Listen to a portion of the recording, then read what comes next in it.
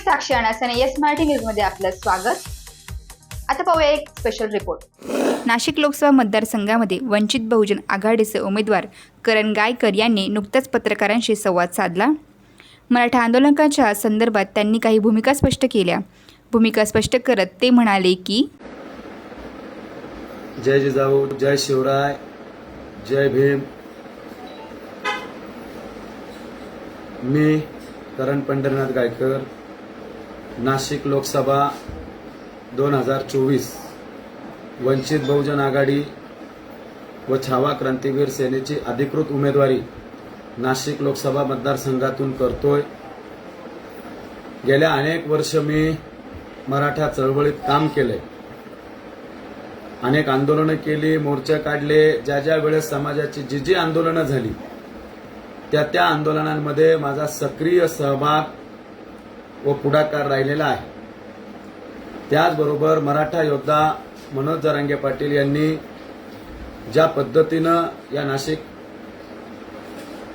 लोकसभेच्या संदर्भात जो उमेदवार मराठा आरक्षणाच्या संदर्भात सगळे सोयरे जीआरच्या संदर्भात हमीपत्र देईल, त्या उमेदवाराच्या बाबत मराठा समाजानं विचार करावा अशी भूमिका घेतलेली आहे।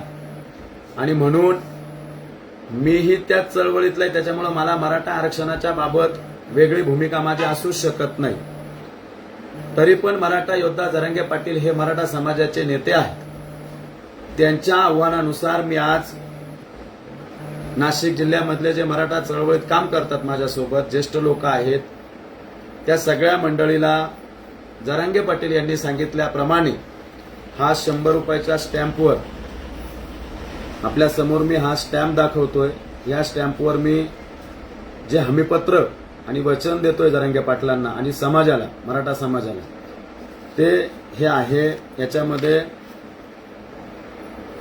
ॲफिडेव्हिट केलेले आहेत आणि ॲफिडेव्हिट करून ह्या सगळ्या मागण्या ज्या जरांगे पाटलांनी केलेल्या आहेत त्या मागण्यांच्या संदर्भात मी हमीपत्र या ठिकाणी आपल्या सगळ्या समाज बांधवांना देत आहे।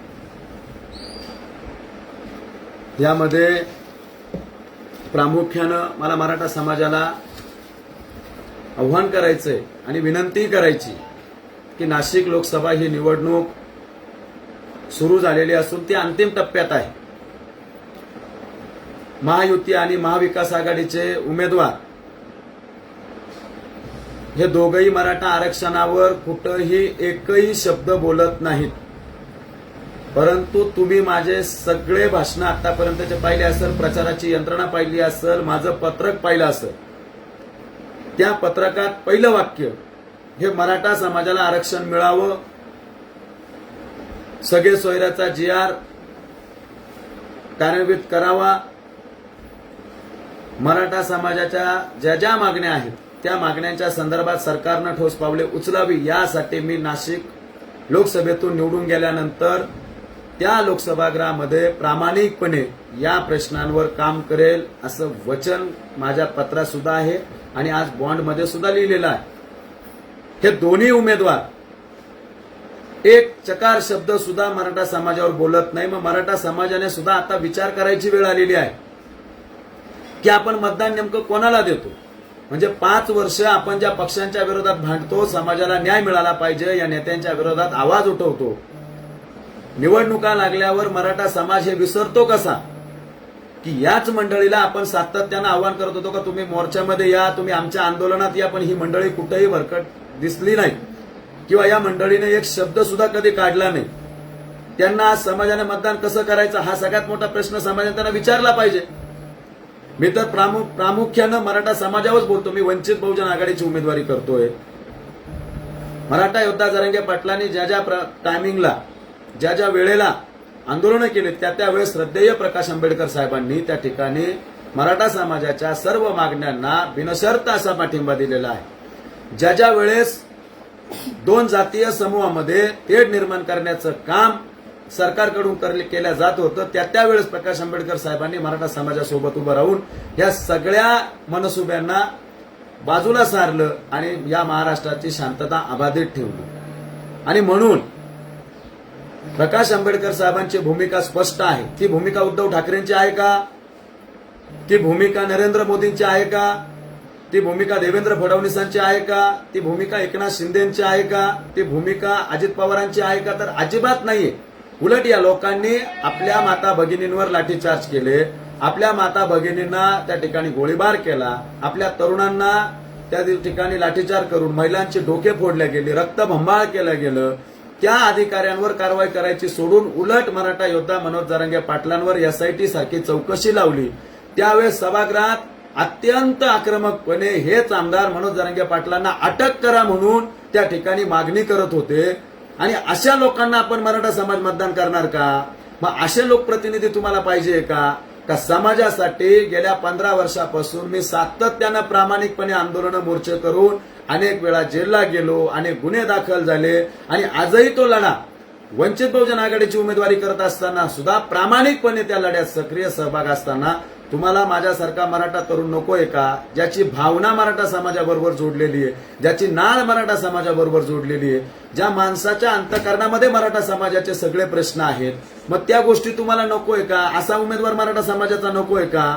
जर आज मराठा समाजाला मी विनंती करतोय, जर या निवडणुकीमध्ये तुम्ही माझ्यासारख्या मराठा चळवळीत काम करणाऱ्या माणसाला जर मतदान केलं नाही तर येणाऱ्या काळामध्ये कोणी माणूस मराठा चळवळीसाठी उभा राहणार नाही किंवा चळवळीत येणार नाही. कारण त्याच्या मनात या भावना स्पष्ट होतील की बाबा काही केलं, मराठा समाजासाठी आपण किती आंदोलन केली, मोर्चे काढले, तरी मराठा समाज चळवळीत काम करणाऱ्या माणसाला पराभव करतो, त्याच्या पाठीशी उभा राहत नाही.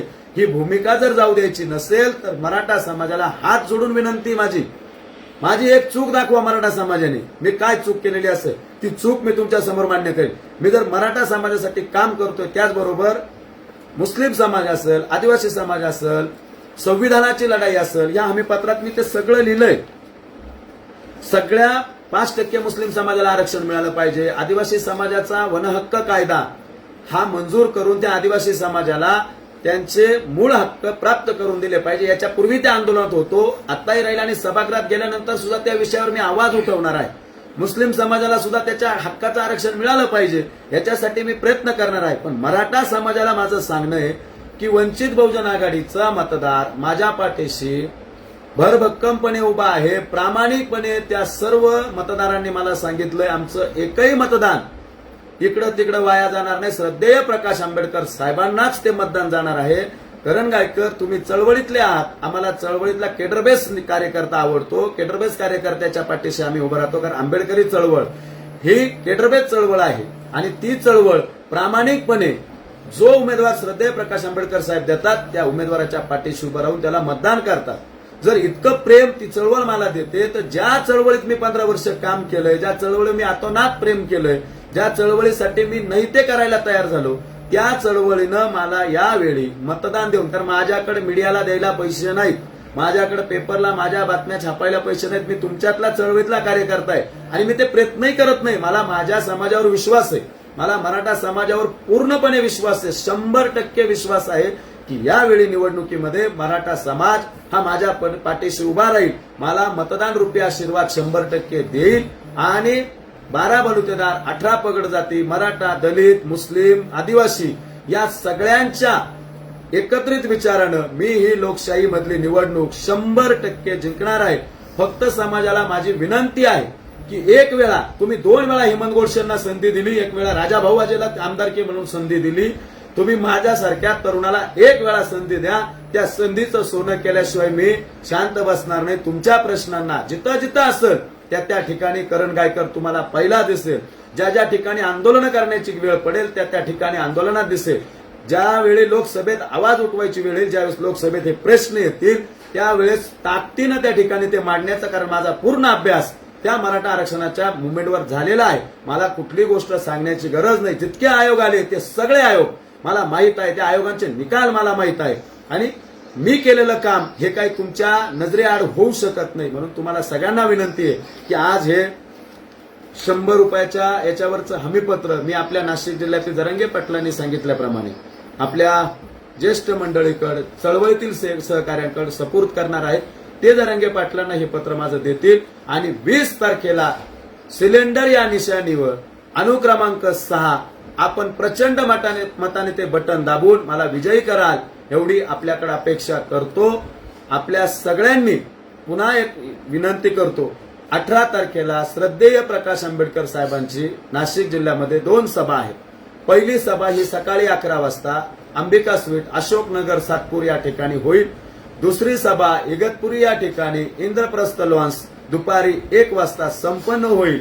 मराठा समाजाबद्दल प्रकाश आंबेडकर साहेबांची भूमिका काय आहे, मुस्लिम समाजाबद्दल त्यांची भूमिका काय आहे, या सगळ्या गोष्टी ऐकण्यासाठी आणि हे राजकीय मंडळी कशा पद्धतीने आपली फसवणूक करते हे श्रद्धेय प्रकाश आंबेडकर साहेबांचे विचार ऐकण्यासाठी आपण सर्वांनी मला त्या सभेमध्ये आशीर्वाद देण्यासाठी प्रचंड मोठ्या संख्येने उपस्थित राहावं अशी आपल्या सगळ्यांना विनंती करतो. पुन्हा एकदा मराठा समाजाला कळकळीची विनंती करतो, हे दोन्ही नेते आयुष्यात कधी मराठा आरक्षणावर बोलू शकत नाही, इथून मागेही बोलले नाही आणि इथून पुढेही बोलणार नाही, कारण ते पक्षाच्या दावणीच्या नेतृत्वाला बांधलेले आहेत. पण या ठिकाणी प्रकाश आंबेडकर साहेबांनी मला पूर्णपणे व्यक्ती स्वातंत्र्य दिलेलं आहे, कारण ते महामानव डॉक्टर बाबासाहेब आंबेडकरांचे नातू आहे. ते संविधानाला मानतात, ते लोकशाहीला मानतात. त्याच्यामुळे लोकशाहीमध्ये जे जे बोलण्याचे अधिकार आहेत ते त्यांनी मला स्पष्टपणे अधिकारानं दिलेले आहेत. म्हणून त्यांच्या नेत्यांपेक्षा हे नेते कधीही 10 पटीने मराठा समाजासाठी चांगले आहेत. आणि मी उमेदवार म्हणून सुद्धा त्या ठिकाणी मला कुठलीही बंधनं त्यांनी घातलेली नसताना आपण सकारात्मक विचार करून एवढ्या वेळेस सिलेंडर या निशाणीला अनुक्रमांक 6 ला मतदान करावं एवढी विनंती करतो आणि थांबतो. जय हिंद, जय भीम, जय शिवराय.